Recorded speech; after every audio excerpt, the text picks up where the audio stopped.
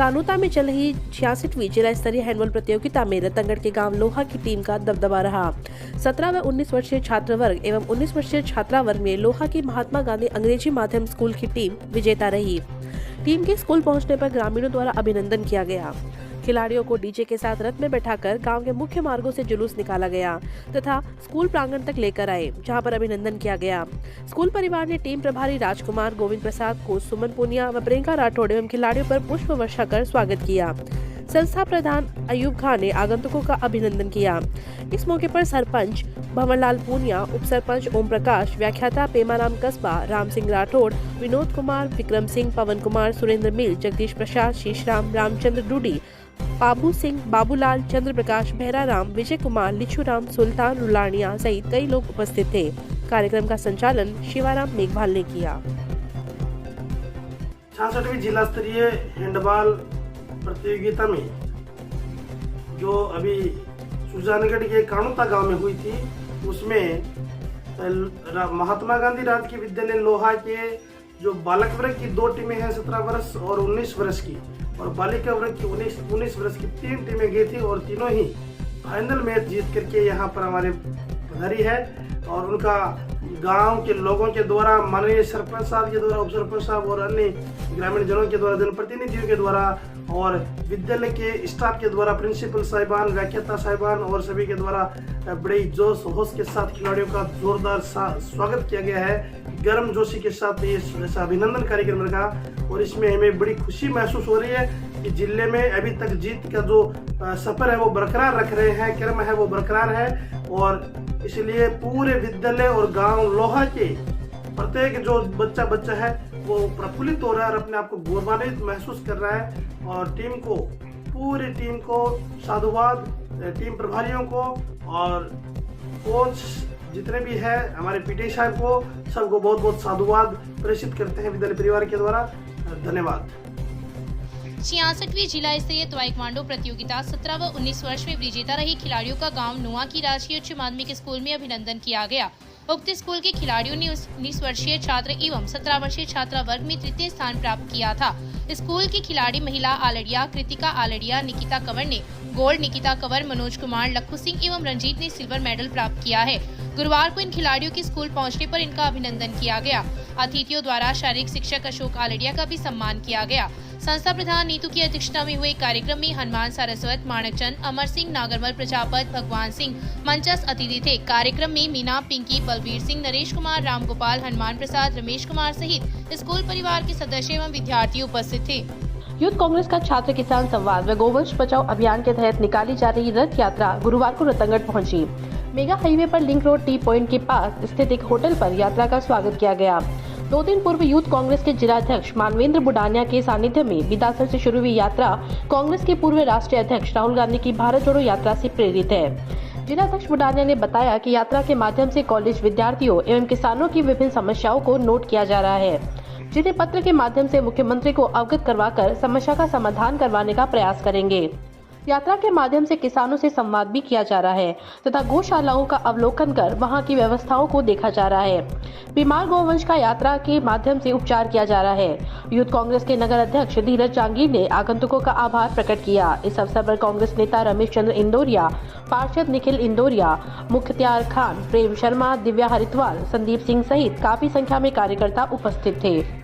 ये यात्रा राहुल जी की भारत जोड़ो यात्रा से प्रेरित होकर एक चुरू जिला युवा कांग्रेस ने एक अभियान शुरू किया है, जिसके अंदर छात्र किसान संवाद व गोवंश बचाओ अभियान है। ये 13 या 14 दिन का यात्रा चलेगी, जो पूरे चुरू जिले की यात्रा है, जिसके अंदर लगभग 350 किलोमीटर हम इस यात्रा को तय करेंगे।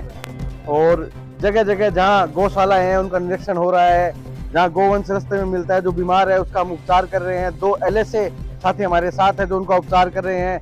जगह जगह गुड़ खिलाया जा रहा है गायों को।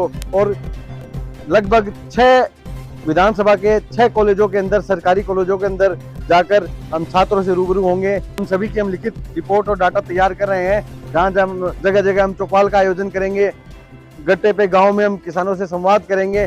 और इस यात्रा और इस अभियान के माध्यम से इन तीनों वर्गों को मजबूत करने का प्रयास चुरू की यूथ कांग्रेस ने इसका बेड़ा उठाया है। इसकी शुरुआत आज से 2 दिन पहले बिदासर से शुरू करी थी। तालुका विधिक सेवा समिति के तत्वाधान में गांव हरदेसर की राजकीय वरिष्ठ उपाध्याय संस्कृत स्कूल में गुरुवार को विधिक जागरूकता शिविर का आयोजन हुआ। एडीजे ऋषि कुमार एवं एसडीएम कन्हैयालाल पारी के निर्देश पर लगे शिविर में एडवोकेट लक्ष्मण प्रजापत ने कार्यक्रम की अध्यक्षता की। इस दौरान प्रजापत ने बताया कि कार्यक्रम का मुख्य उद्देश्य ग्रामीणों में अपने अधिकारों के प्रति जागरूकता लाना एवं प्रत्येक नागरिक को उसका हक दिलाना है। प्रजापत ने राज्य सरकार की कल्याणकारी योजना के बारे में विस्तार से बताया। पीएलवी जितेंद्र नाथोलिया ने वृद्धावस्था पेंशन, श्रमिक कार्ड आदि की जानकारी दी। संस्था प्रधान शीशपाल ने आगंतुकों का आभार प्रकट किया। इस अवसर पर स्कूल परिवार के सदस्यों सहित कई लोग उपस्थित थे। कांग्रेस अन्य पिछड़ा वर्ग की प्रदेश अध्यक्ष हर्ष हाई यादव ने अपनी कार्यकारिणी का विस्तार करते हुए युवा कांग्रेस नेता रामवीर सिंह रायका को प्रदेश कांग्रेस कमेटी के अन्य पिछड़ा वर्ग प्रकोष्ठ का प्रदेश ज्वाइंट कोऑर्डिनेटर नियुक्त किया है। रायका की इस नियुक्ति पर कार्यकर्ताओं ने प्रसन्नता प्रकट की है। कांग्रेस नेता संदीप सिंह, मुख्तार अहमद खान, अब्बास गोरी, संदीप भार्गव, नवीन वर्मा, प्रहलाद दान चारण, बाबूलाल स्वामी, अंजनी सैनी, तेजाराम प्रजापत, गौरव रक्षक, किशन जाट, सुभाष सिहाग, राधेश्याम सारण, रमेश सैनी, विष्णु जांगीर, मुकेश कोड़, गोपाल सारस्वत, दीनदयाल महर्षि आदि ने प्रसन्नता प्रकट करते हुए कहा कि इस नियुक्ति से अन्य पिछड़ा वर्ग प्रकोष्ठ को ताकत मिलेगी। जोधपुर डिस्कॉम द्वारा रखरखाव कार्य के चलते शुक्रवार को 1.5 घंटे बिजली कटौती की जाएगी। जोधपुर डिस्कॉम के सहायक अभियंता नरसिलाल मीणा ने बताया कि 132 केवी जीएसएस से संचालित 33 केवी एनएच के 11 केवी फीडर की बिजली आपूर्ति शुक्रवार को सुबह 8:30 से 10 बजे तक बंद रहेगी। बिजली बंद रहने से गोरीसरियों की ढाणी, भट्टियों की ढाणी, राघव सिटी, रामशरणन, देरासर रोड आदि क्षेत्र के उपभोक्ता प्रभावित रहेंगे। शिवाजी सेवा संस्थान में चल रही भागवत कथा में कथावाचक ने कहा कि भगवान की शरण में आने से ही व्यक्ति का कल्याण होता है। भागवत कथा के दूसरे दिन गुरुवार को कथावाचक प्रहलाद महाराज ने श्रद्धालुओं को संबोधित करते हुए कहा कि भक्ति में हमें संदेह नहीं रखना चाहिए, तभी हम भगवान को प्राप्त कर सकते हैं।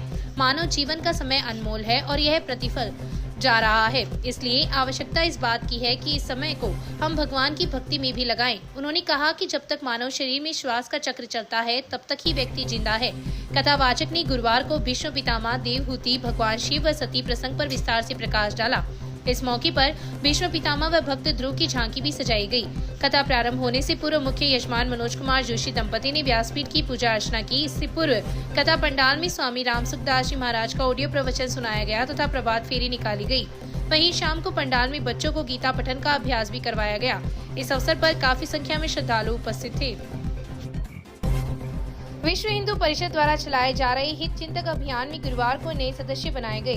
विहिप की प्रखंड अध्यक्ष राजकुमार महर्षि ने बताया कि विश्व हिंदू परिषद देश भर में हित चिंतक के रूप में नए सदस्य बना रही है। इस अभियान के तहत समग्र हिंदू समाज के बीच जाकर उन्हें हित चिंतक के रूप में जोड़कर समाज को संगठित करना हमारा ध्येय है।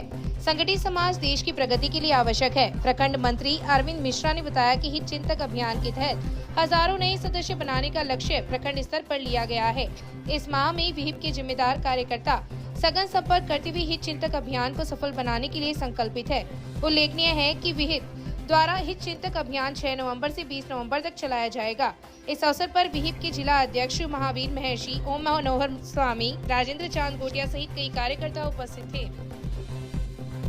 मांग में सिंदूर भरकर और गले में बाबा श्याम की मूर्ति पहनाकर एक युवक ने युवती को शादी का झांसा देकर उसे प्रेग्नेंट कर दिया और उसके बाद वह शादी से इनकार करने लगा। घटना को लेकर रतनगढ़ पुलिस थाना में मामला भी दर्ज हुआ, जिस पर पुलिस ने कार्रवाई करते हुए आरोपी युवक को गिरफ्तार कर लिया है। मामले के अनुसार रतनगढ़ के कस्बा राजलिंदर की रहने वाली एक युवती ने पुलिस में दर्ज करवाए गए मुकदमे में उल्लेख किया था कि अलवर जिले के बानसूर का रहने वाला युवक उससे मिलने के लिए उसके पास आता था। इस दौरान युवती ने युवक के साथ समक्ष शादी करने का प्रस्ताव रखा, जिसे लड़की ने ठुकरा दिया। फिर झांसी में लेकर रतनगढ़ व जयपुर की होटल में लेकर गया और वहां पर दुष्कर्म की वारदात को अंजाम दिया। उसके बाद युवक ने युवती की मांग में सिंदूर भरते हुए उसके गले में बाबा श्याम की मूर्ति पहना दी और कहा कि हमारी शादी हो गई। दुष्कर्म की घटना के बाद युवती गर्भवती हो गई तो उसने युवक से शादी करने के लिए कहा, लेकिन युवक ने इनकार कर दिया। टैबलेट लेकर गर्भ गिराने की बात कहते हुए उसकी परीक्षा संपन्न होने तक रुकने के लिए कहा। बाद में युवती को पता चला कि युवक की कोर्ट सगाई हो चुकी है। घटना का युवती के परिजनों को भी पता चल जाने के बाद उसका मोबाइल छीन लिया गया तथा पुलिस ने मामला दर्ज होने के बाद युवक को गिरफ्तार कर लिया है।